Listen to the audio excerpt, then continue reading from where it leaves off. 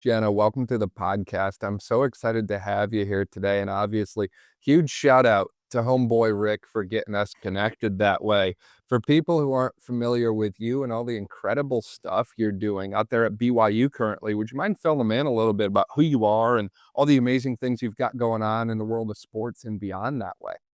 Yeah, thank you so much for having me on the podcast. I'm excited to be here. And yeah, a little bit about my background. I've been running for a really long time. I started in like probably from the age of 5 or 6, just doing some fun runs, but started taking it more seriously in high school. I held a few high school national records and then ended up moving on to college. I feel like I've continued to improve every year and just continue to PR in my events, and I've been an All-American in the 10K.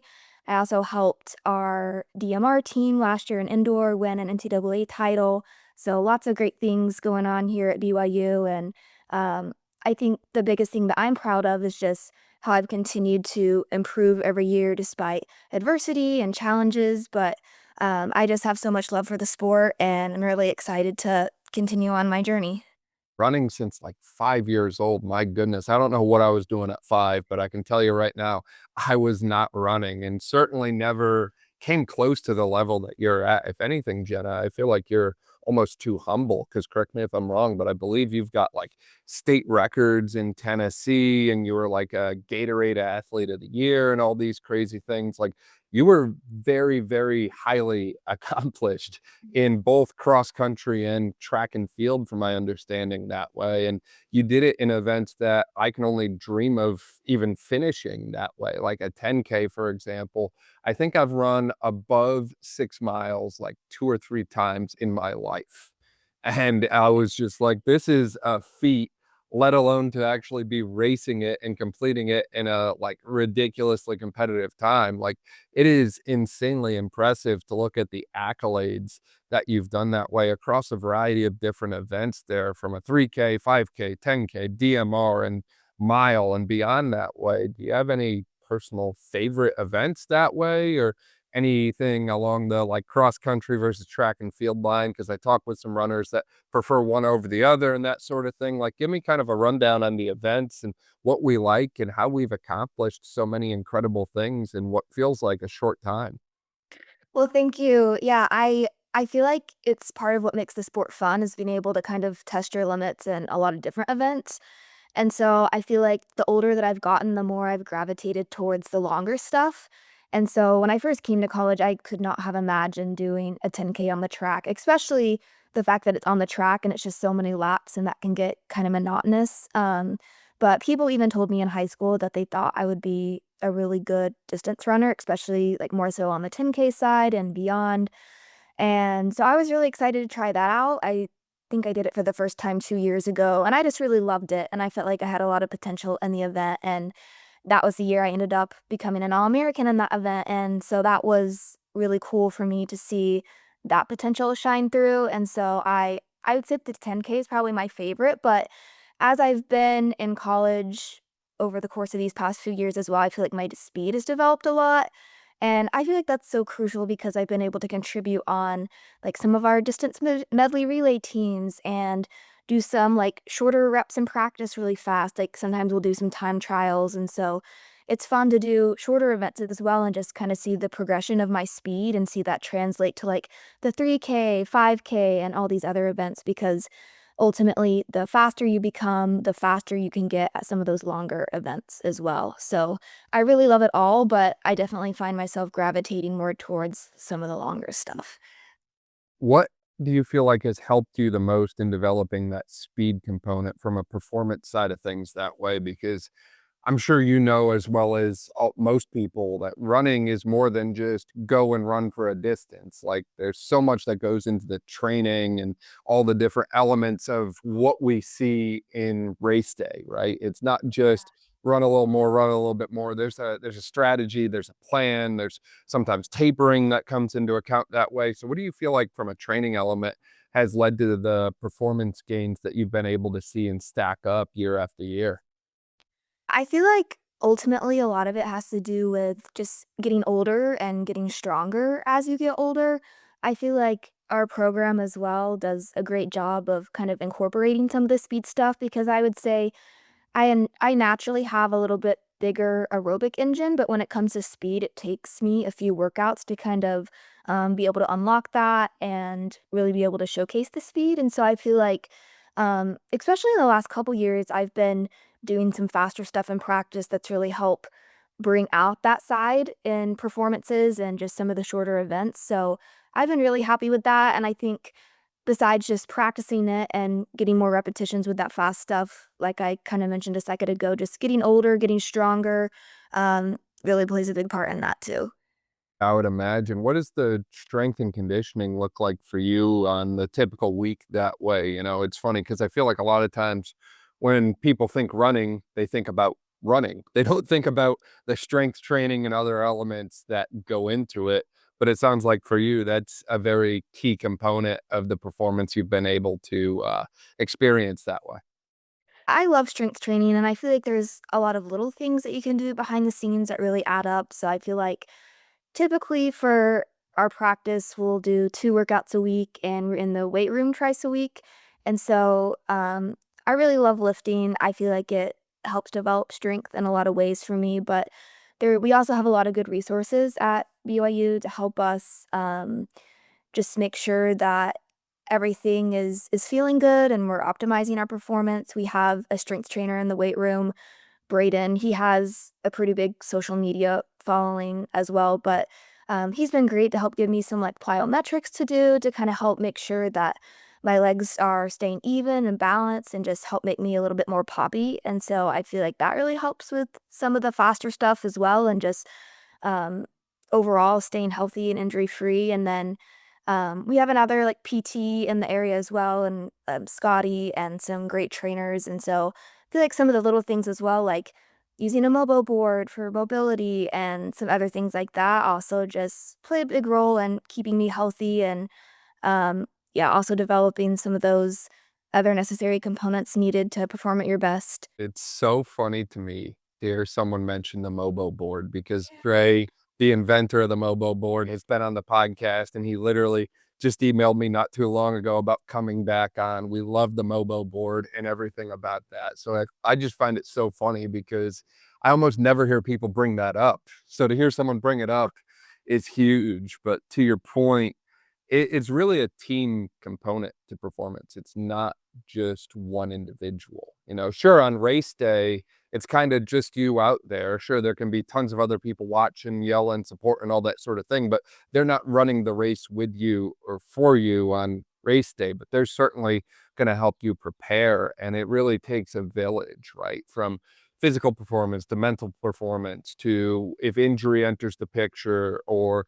recovery or whatever it is that way. It really takes a team of individuals all playing with the same goal in mind of how can we best support you and get you to that, you know, peak performance come meet day, race day, competition day, whatever we want to call it. And it certainly sounds like you have that, which is absolutely incredible. And earlier you also mentioned that you've had to overcome some adversity in relation to running that way. And a lot of times when I talk with runners, they've unfortunately faced injury in the past, some kind of physical injury or overuse injury, or maybe things just don't always feel 100%, whatever it is that way. Would love to hear a little bit more about what that's been like for you, your experiences, what you've been through, and how you overcame it and turned that obstacle in your path to the way forward.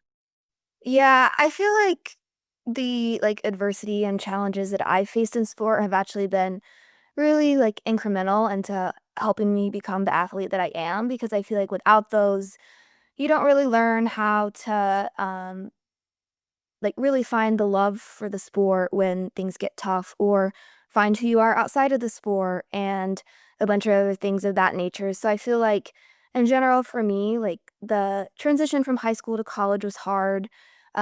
Just a lot of new things going on. I also feel like as women get older too, like their bodies change and you have to get used to that as well. And I've definitely had my share of injuries and I feel like all of that can be really frustrating at times because I feel like the name of the game in this sport as well is consistency, and you just wanna be able to stack, like, builds on top of each other because that's ultimately what's going to make you great. And I think it just, for me, it can get frustrating if you have a roadblock because then you kind of have to take time off and start over. And it's not like you're completing starting over because you have like years of experience, but that can be challenging because it takes time to come back from that. And especially for like an NCAA athlete, like there's 3 seasons in a year. And if you have to take a decent amount of time off at some point, ultimately you're going to be like missing part of a season or like sacrificing eligibility. And I think for me that's really hard. But I think the biggest thing that I've learned through all of that is I've really found like the person that I am outside of sport as well. Like if something happens, um, like, I'm okay. Like, it's really frustrating, but I know how to navigate that. I know I'm gonna come back stronger, and if anything, I feel like it builds a lot of mental resilience. You know that, like, wow, I'm going through this really tough thing, but, like, I'm gonna come out the other side, and I've done this before, and I know I can come out stronger. And so I feel like there's like, you develop a lot of grit, a lot of confidence in yourself, a lot of belief in what you can do, and so, while I feel like the challenges in sport can be really hard, I do feel like they build a lot of resilience, and I feel like that's something that I'm especially great at, and I love to be in the sport for a really long time, and so I feel like that resilience really plays in my favor because I know I can get through any roadblock, and I'm gonna be determined, and I'm gonna come out on the other side stronger, and I know I have so much more potential, like, left. So I feel like, yeah, those roadblocks are hard, but ultimately it can be what makes someone really great, and I feel like that's the case for me. You hit 2 amazing points that I wanna dive into a little bit more. First and foremost, I lost count of how many times you mentioned the word resiliency and resilient, but that's huge, being physically and mentally resilient, having grit and determination. Ultimately, it's the concept that I think endurance athletes really lend themselves to the best. You know, there's that running joke online about how, well, running is punishment for other sports and, you know, you do it for fun and all that kind of stuff you see all over social media and such. But it boils down to the fact that running is hard and endurance sports are very difficult. They're not meant to be easy. Like, you are pushing your body to its physical limit. Like, how many runners do you see literally just collapse right after the race because they gave it all they had and they have nothing left in the tank? And ultimately, whatever obstacles life throws at you, whether that's the form of injury, whether that's the form of, you know, it's 2026, athletes face a lot of difficult things. You know, maybe that's navigating the financial considerations around sport now. Maybe that's moving across the country, you know, families on East Coast and we're moving to the West Coast for college, whatever it is, academics or whatever.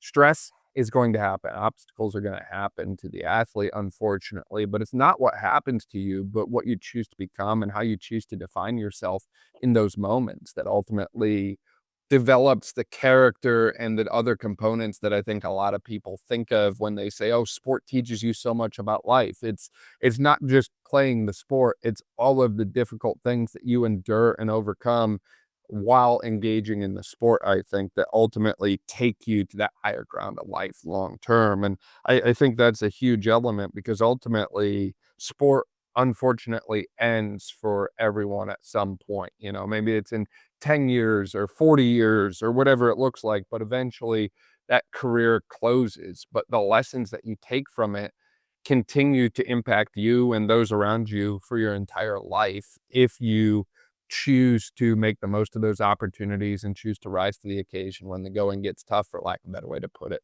And the other thing you brought up was about identity and talking with athletes, especially working with injured athletes, because when you're a physical therapist, you usually meet athletes when they've got something going on, Mhm. unfortunately.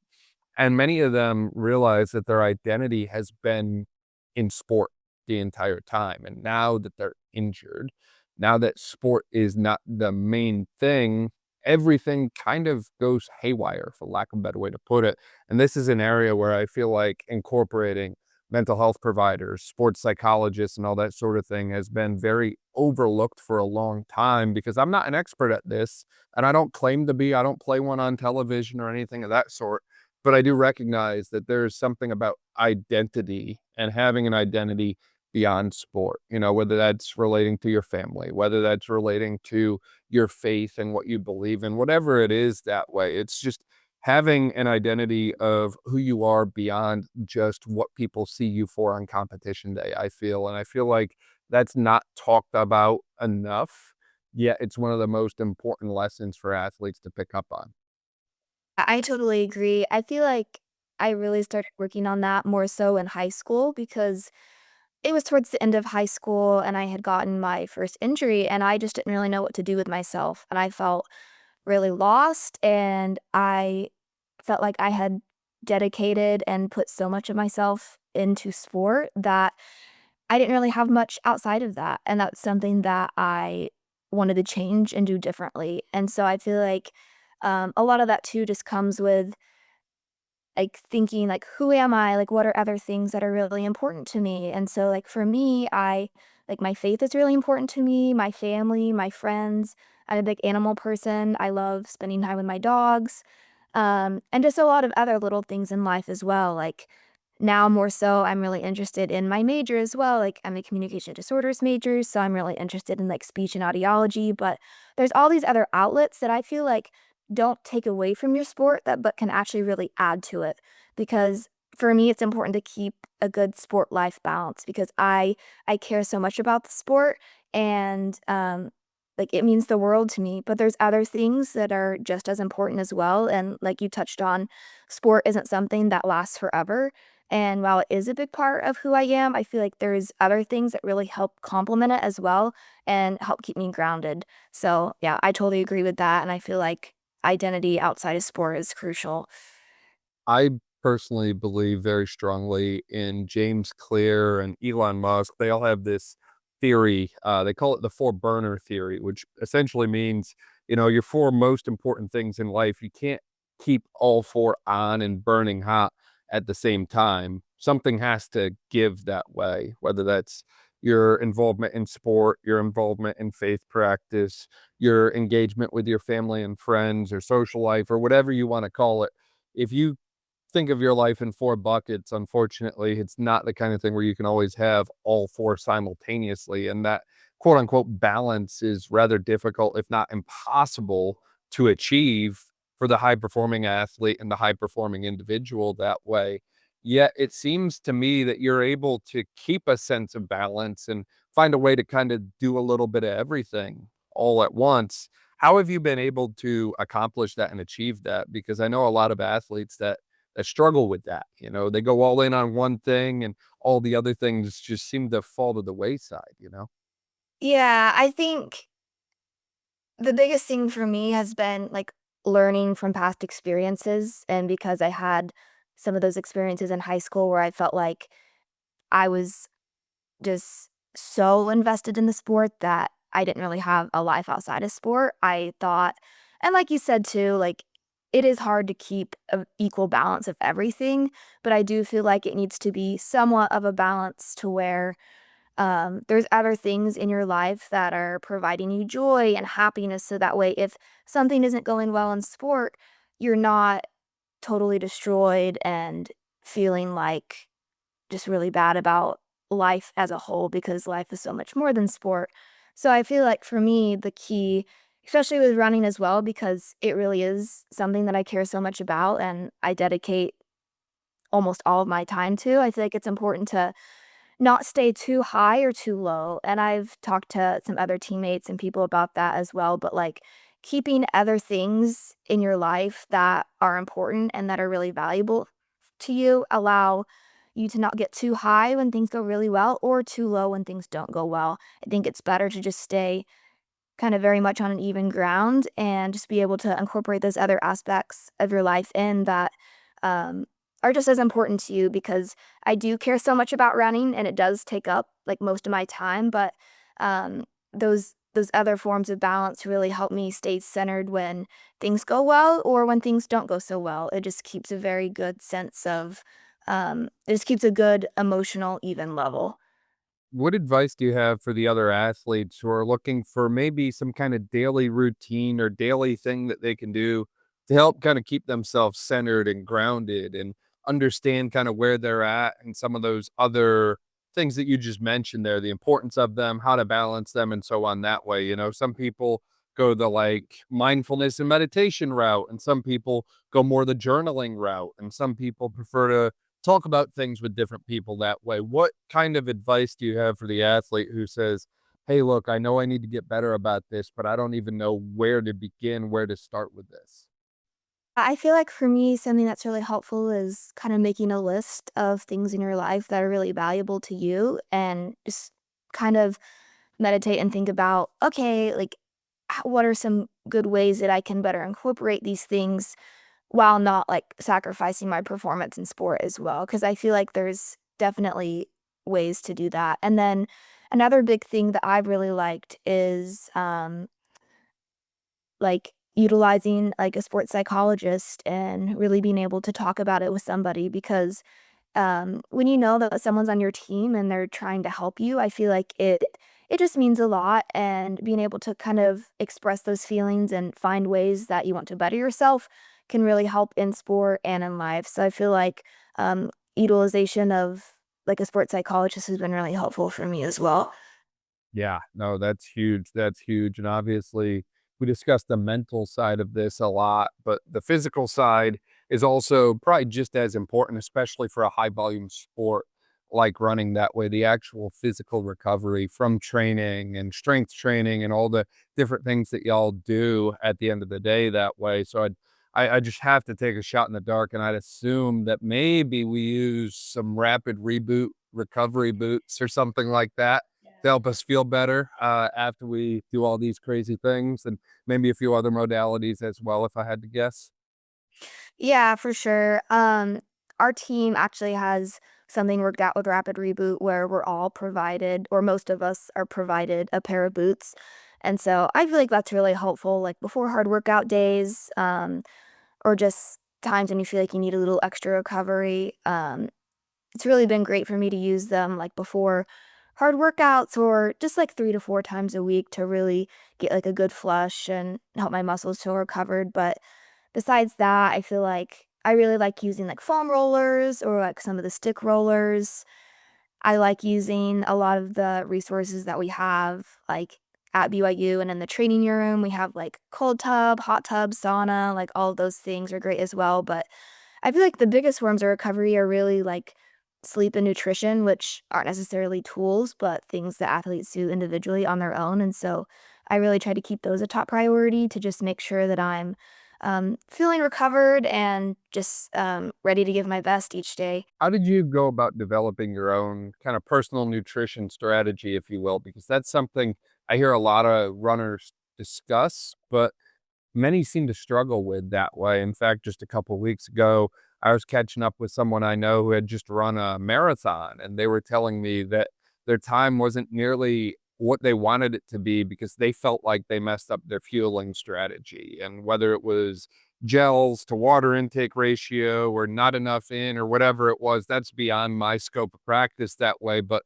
ultimately, I find runners have a lot of discussion around the nutrition component of the sport that way. And I'd love to hear how you kind of went about developing a framework that works for you in relation to fueling that way. I feel like some of the fueling that goes into really long races, like marathons and stuff, is something that I don't know as much about. We have kind of a marathon group out here in Provo, and just by talking with some of the athletes and just hearing some of their experiences, it seems like that plays a massive role in their performance, especially when you're running for hours on end. But for me personally, I feel like in high school, I worked with a couple of like strength nutrition coaches that really helped show me like how to build a balanced meal that was going to be good whole foods, but was also incorporating balance and was also making sure that I was getting enough fuel to sustain my activity.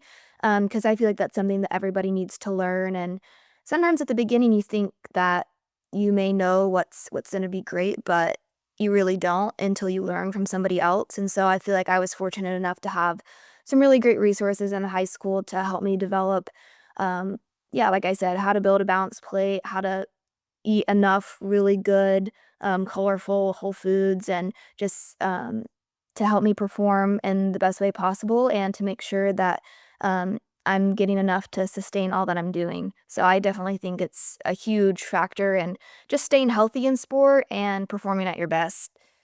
I think that's huge. It's always kind of funny to me because growing up, my parents were always like, "Oh, you got to eat your vegetables, you got to eat healthy and all that sort of thing." And for whatever reason, when I was little myself, all the other stuff like fruit snacks, that was way more interesting to me. And I was like, "Well, it counts as fruit, right? It's got fruit in the name, so that's got to be like whole food oriented, right?" And now it's like I almost eat like almost nothing processed because it's very strict, it's regimented, it's more of a natural approach that way. And I just think it's funny how somewhere along the lines, when you're talking high performance, you probably go from this every kid ever kind of approach where it's like, hey, look, nuggets and like all the good stuff that kids are known for eating to this component where you literally crave the healthy natural stuff that when you were young, like at least for myself, I wanted nothing to do with. So I find it so funny how it's such a full circle thing when it comes to nutrition for the high performing individual that way, how we seem to go from wanting nothing to do with nutrition to, hey, this is so important and so essential. And if I don't dial this in, I'm going to feel like crap. And I feel like too, I was liking what you were saying. I think it definitely becomes more of a lifestyle. Like once you get used to eating that way, it just becomes like those are the things that you really want and that are going to help you perform well and that just tastes really great to you. I think also like it was important for me in high school to make sure I was getting like enough of those good foods because I think in my mind at first I was like, oh, like eating healthier, like I'm not really sure what that means, and so I think, sometimes it was hard to get enough of those good sources, so that's why it was so important for me to work with someone that showed me how to get enough of the right things, and so after I learned that, I feel like, it was fun for me to, like, experiment on my own and, like, create new recipes and stuff that I really enjoyed, and that helped optimize performance as well, so, yeah, it's been really cool. I enjoy that side of it. Now, let's say you get the opportunity to just absolutely send it, right? Like, hey, we just had a phenomenal race, a little PR, something like that. Homeboy Rick and Co is in town, and they say, hey, you know what? We're gonna treat you since you just did so good in the race. Anywhere you want to go, what are you picking for like a little send it meal or cheat meal or whatever it is that the kids call it these days?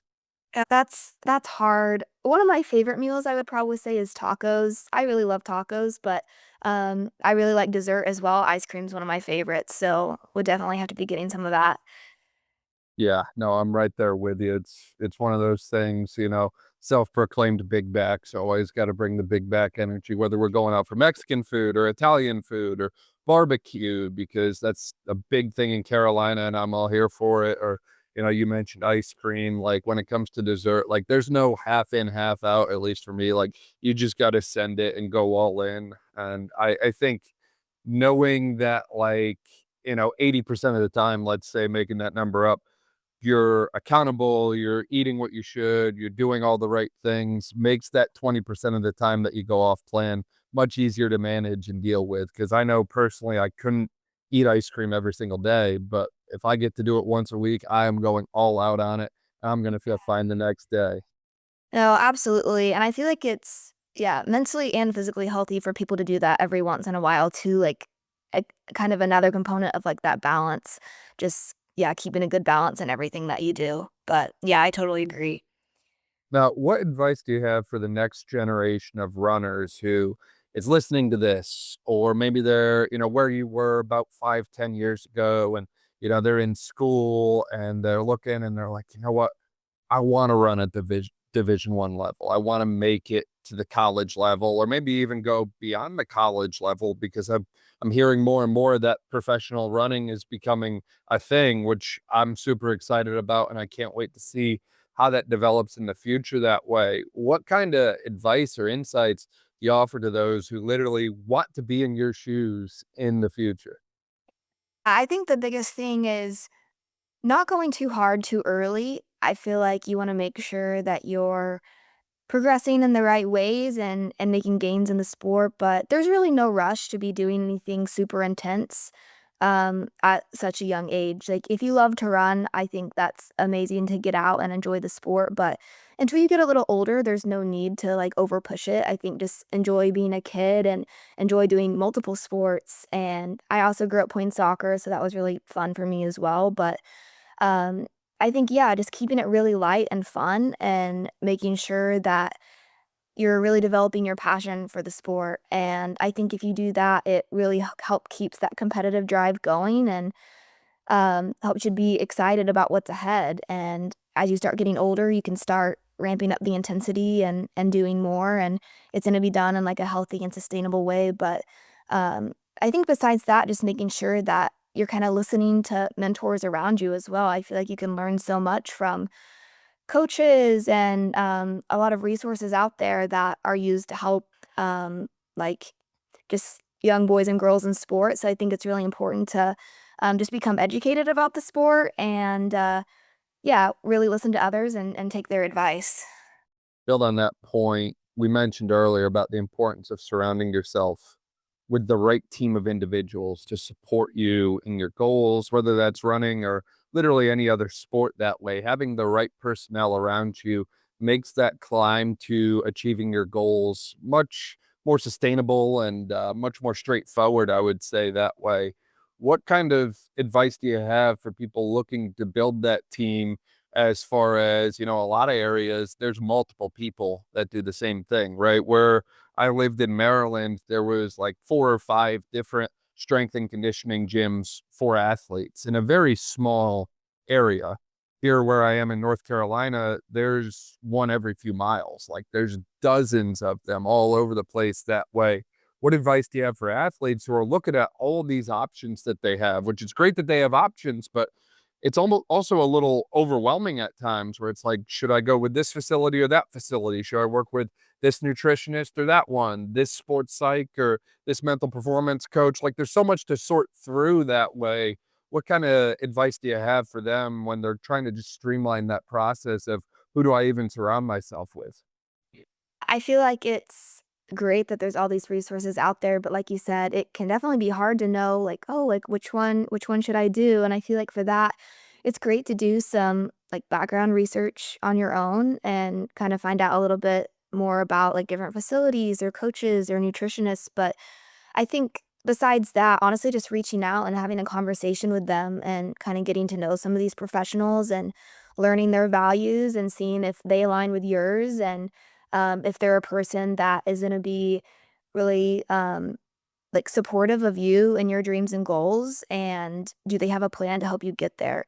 And so I just feel like it's really valuable just reach out and talk to them and see if your values align because otherwise I think it's really hard to know. And as far as all these people, I feel like I've been really fortunate, especially growing up as well, to have resources that have always provided me with a lot of support and have made me feel really valued and loved. And I feel like that has also played such a big role in continuing to need to develop such a passion for the sport and to love it so much because I've worked with people that I've really loved getting to be on the journey with, and it's been a really fun part of it getting to discuss, like, dreams and goals with them, and, yeah, like, a big thing for me is just making sure that I feel valued and supported and cared about by the people that I'm working with, and so, I feel like it's great for athletes to really just reach out and talk to people and explore those options.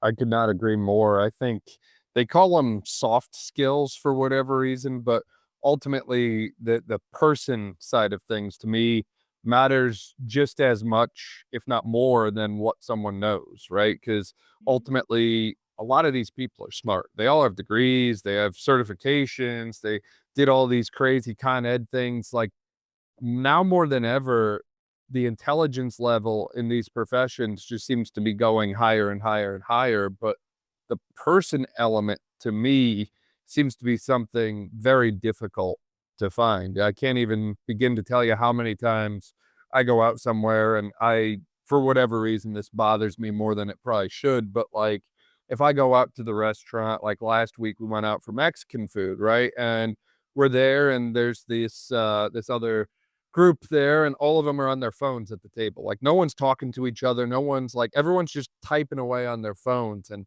I saw that last week when we went out for sushi because obviously we love sushi as well.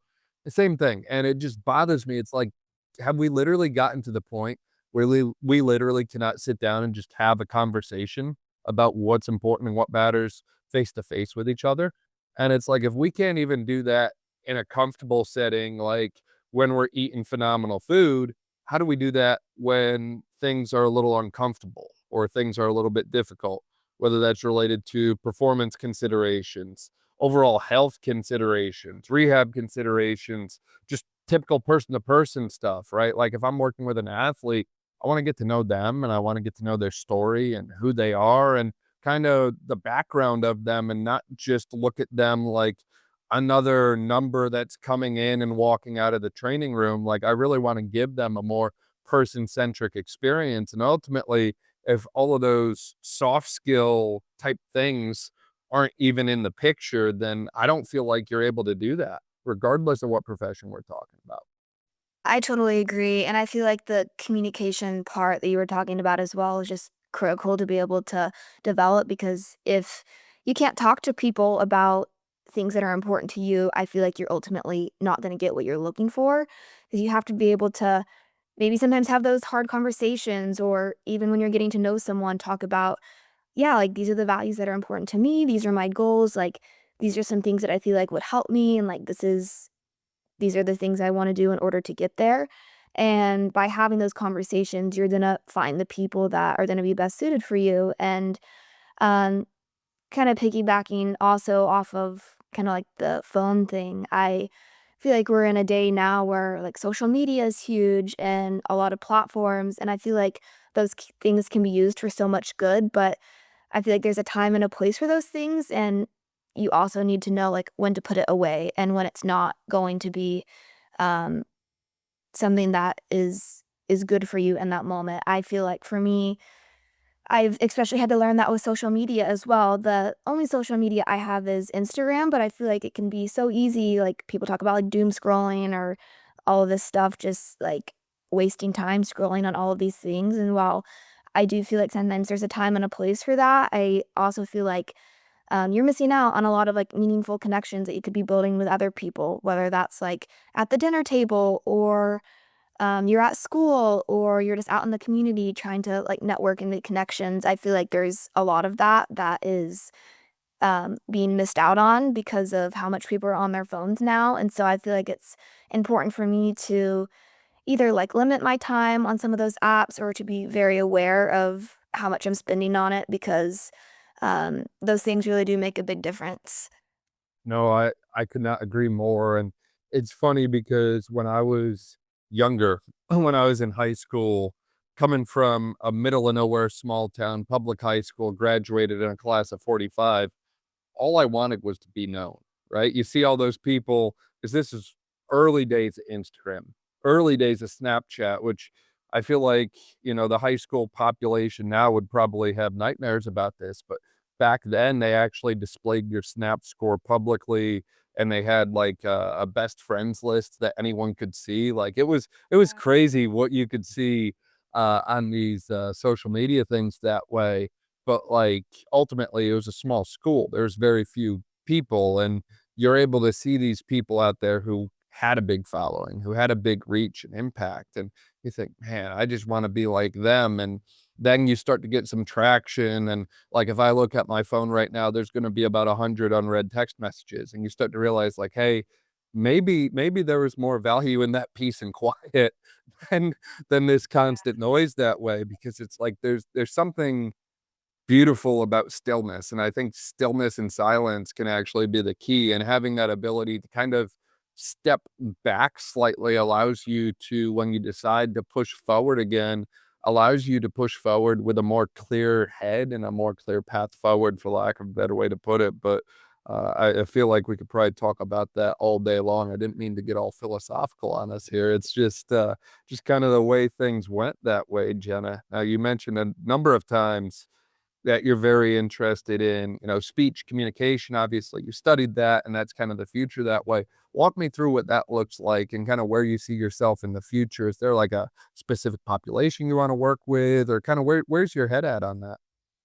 So I feel like our major is like the general title is communication disorders, and you learn about speech and you learn about audiology, so more of like the speech and then the hearing side of things.